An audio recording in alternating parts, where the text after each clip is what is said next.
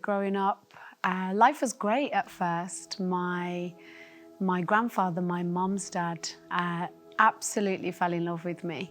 And so because he fell in love with me, everybody else had to at least pretend like they loved me. At the age of 5, he passed away. And in the moment that he took his last breath was when life drastically changed for me. Instantly told that I was hated. Instantly told that life would be so different from that point. And that was when my cousin started to sexually abuse me. The verbal abuse at that point from 5 to 7, you kind of get used to. The sexual abuse is what I found difficult to process. Childhood was survival. Childhood was consuming myself in the fantasy of death.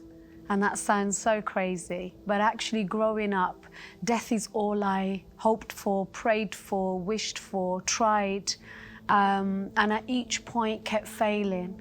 And I think at that point, I came to the conclusion that God hated me as much as I hated life and started to hate him.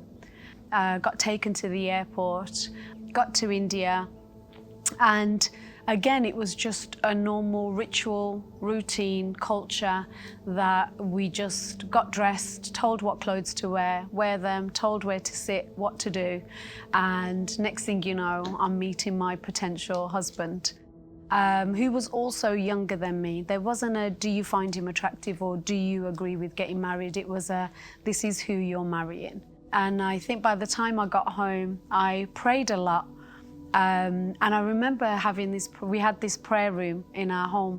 And so desperate stage by now, I'm in the prayer room and just said, God, if you're real, don't let his visa come through. And within a couple of days, the God that's real showed me that he answers prayers and his visa got declined. So I remember being the only one that was excited, being in this prayer room, high-fiving every image of God because I didn't know who had answered, but I knew that somebody had started to listen to me. And that created a little stirring of, okay, I just need to eliminate, process of elimination from all the gods that we were praying to and know about. Let me see who it is. And so I can direct my prayers to him from there on. Relatives had come over, mainly my uncles, and one of them proceeded to beat me, smash my head against the wall, kick me, punch me. And as he was strangling me, he turned around and shared that just because his visa fell through, it didn't mean that I wasn't going to get married. And I knew I had to leave, so I left home. And I left home, but even in that time of leaving home, thinking that, okay, in that moment I'm safe, I'm not abused, I'm not tortured, I'm not tormented, but the environment I grew up in became my environment. So abuse is all I had known. Because I still loved my family, I wanted to be daddy's girl. So the battle I had internally was, I didn't want to go through pain and suffering no more, but I wanted to belong. I wanted my family. And in that month of being away from home, police were very much involved in my safety, but then persuaded me to meet my family, just so that they could see me, so they could stop calling the police. And I met them at the police station, and that's when they promised me the world, and I'm making preparations to go home. And so from that point, 3 months to the wedding, and everything, what felt like was going okay. You know, nothing's happened to me. I don't know what changed in that moment other than finding out after that it was influence from other relatives. And Dad went angry. And I believe at that point the devil decided, I'm going to take her out. And so they proceeded to beat me. Uncles turned up, and after about 6 hours of beaten, black and blue, knocked unconscious numerous times, tried to drown me in the bath, nearly kill me. I remember my nerves had started to seize and my body had gone into shock, and I felt myself shutting down. And I remember at some point coming back around and I could hear my uncles saying to call the ambulance just in case I die, because they wouldn't be able to dispose of me. And paramedics came. They lied to the paramedics and said I turned up at home in the state that I was in. Thankfully, the paramedics have realized there was more to it than that. And same two that were trying to drown me in the bath earlier, just hours before, are now there caring and loving on me. And I remember looking at them all in the eye and said, if there's a God and He's real, I will get out of here. They took my phone. They called into work the next day and said I would no longer be coming to work. I had to be escorted to the bathroom if I was going to use it. So one would be outside the door, one would be outside in the garden just in case I crept out the window. And I remember in my mind going, God, help me out. I've just made this bold statement, get me out. And the only way I can explain what happened is it's like He strategically moved everybody in place or removed those that needed to be removed. Had this instruction, just wait, it's okay, just wait. And I'm waiting, and when they were leaving, I just felt when they leave from the front, go out through the back. This God that had started to listen to me, this God that had started to answer my prayers and answer my cry, got me out. And got me out safe, but still deep down so angry with Him because I wanted to die.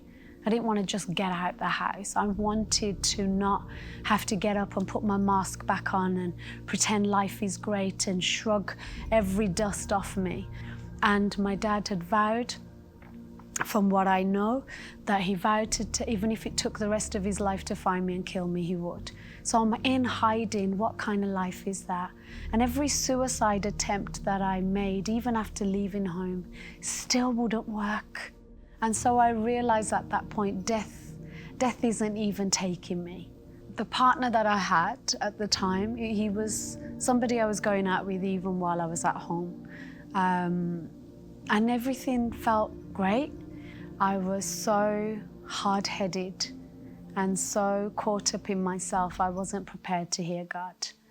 And unfortunately, because I didn't heed to His warnings, the devil could do whatever he wanted. And so my partner proceeded in that moment to beat me.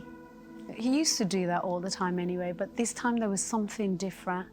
I saw the look in his eyes that followed me my whole life, which I knew meant death.